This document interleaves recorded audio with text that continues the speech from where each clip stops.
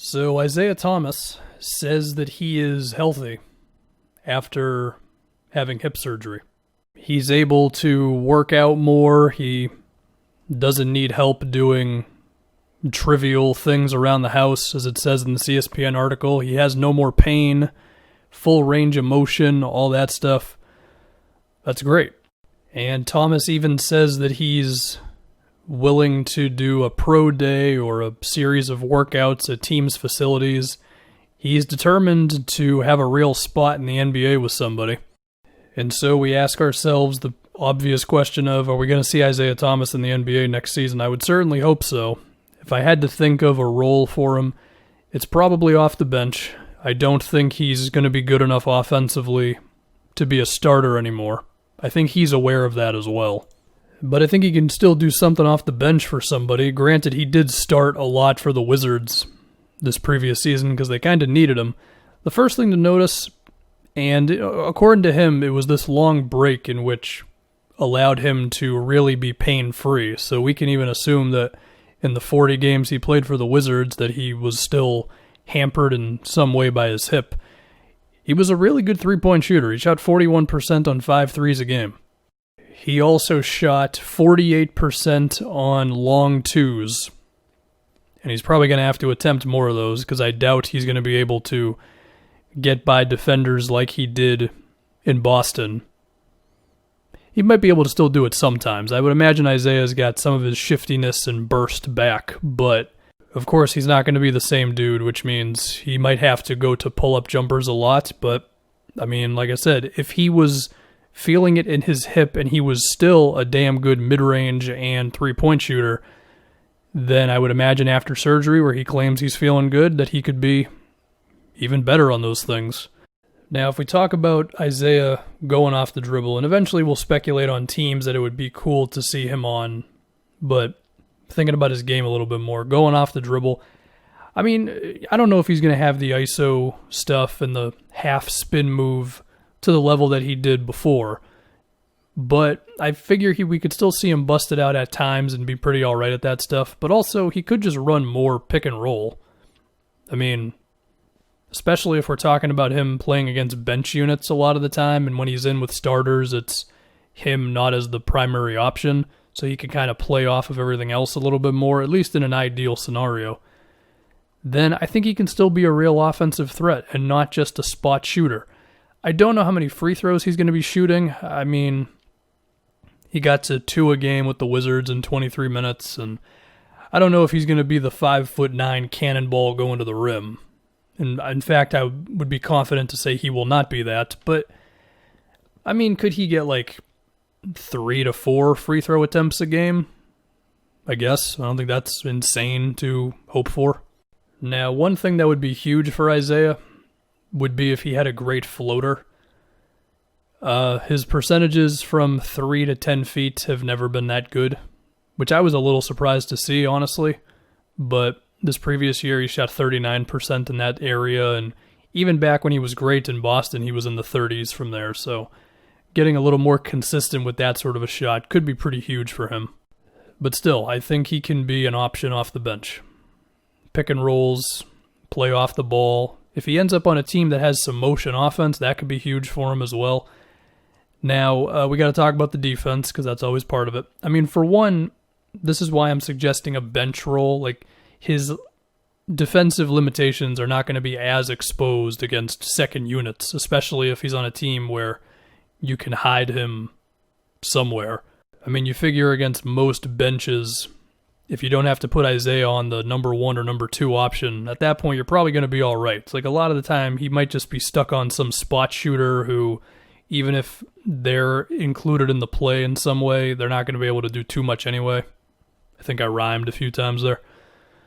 So that's the goal. And then, as far as can he ever play with starters, can he play crunch time minutes? Maybe, depending on the team, situation, all that good stuff. Anyway, if we think about a contract for Isaiah, I don't think it would be too much. I think his contract with the Wizards was $1.4 million. I think it's safe to say he would not go for the full mid-level of $9 million. Could he go for the biannual exception, which is, I believe, $3 million?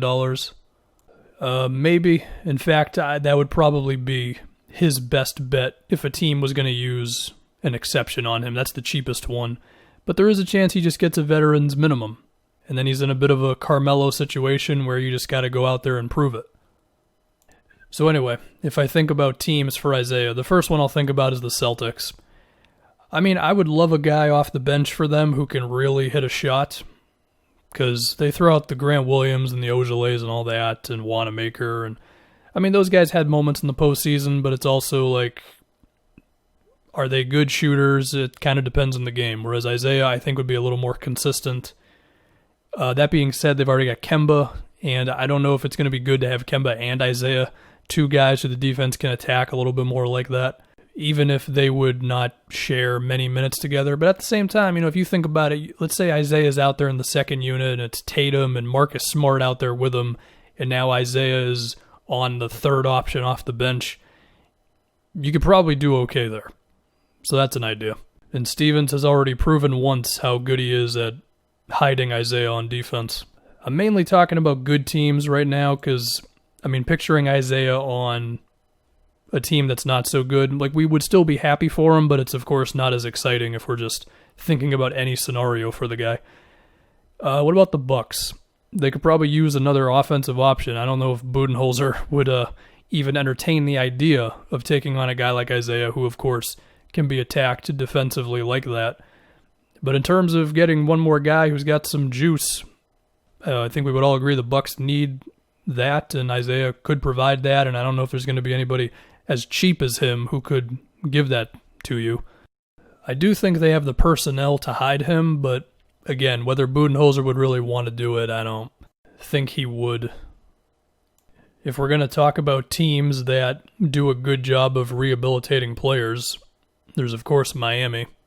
And I don't think it would cost much to hold on to Isaiah. And if you want to talk about low-cost potential replacements for Dragic, if Dragic gets an offer that Miami's not willing to match this offseason, that could be an idea. And they've got the defenders in order to hide Isaiah.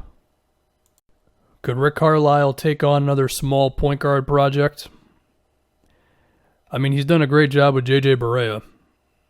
Isaiah is a little more shoot first than Barea ever was, but Carlisle has proven to make it work with guys who aren't that tall.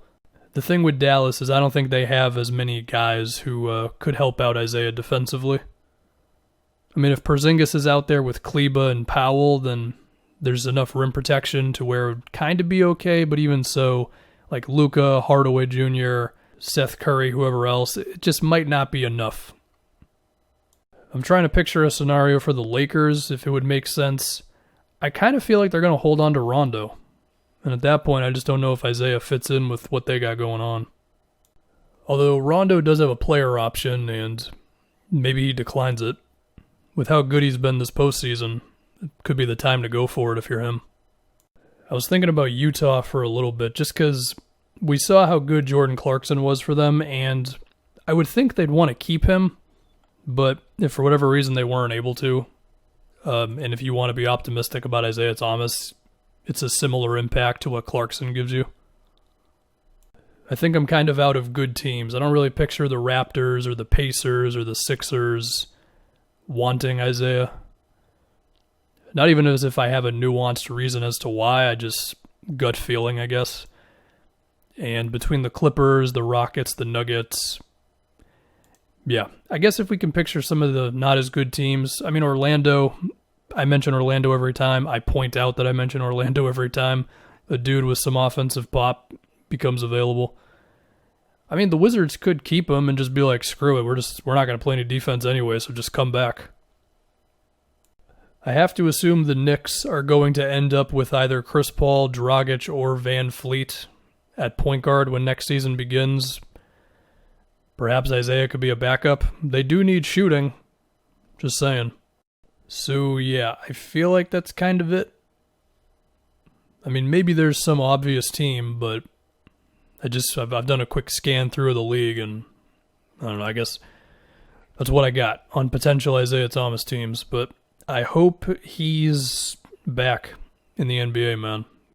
And again, even though I'm thinking about good teams for him, even if the frickin' Cavs signed him and he was giving him a solid 13 points a game off the bench, and then they gave him like a 3-year contract where he's getting paid like $5 million a year, I would be super happy for the guy.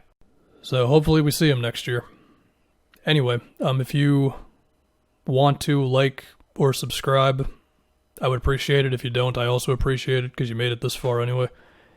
I mean, hell, even if you only watch the first 30 seconds and you don't even know I'm saying this, I still appreciate it. So that'll do it.